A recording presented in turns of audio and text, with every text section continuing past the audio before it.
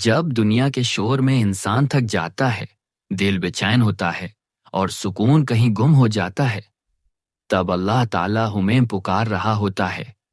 اس کی یاد میں ایک ایسا سکون ہے جو کسی اور چیز میں نہیں۔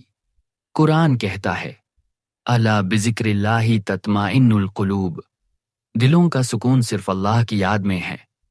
جب تم اللہ کو یاد کرتے ہو، تمہارے دل سے بوجھ اتر جاتے ہیں اور تم محسوس کرتے ہو کہ اللہ تمہارے ساتھ ہے۔ روح کا سکون جب انسان سجدے میں جاتا ہے تو گویا زندگی کے تمام بوجھ اتر جاتے ہیں۔ اس لمحے نہ ڈاڑھ ہوتا ہے، نہ خوف، بس سکون۔ یہی وہ لمحہ ہے جب روح اپنے خالق سے ملتی ہے۔ نبی کریم نے فرمایا، میری آنکھوں کی ٹھنڈک نماز میں رکھی گئی ہے۔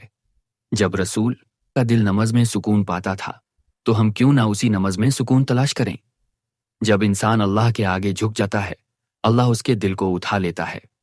روح کی غذا ہم اپنے جسم کو روز کھانا دیتے ہیں، لیکن روح کو کب کھلاتے ہیں؟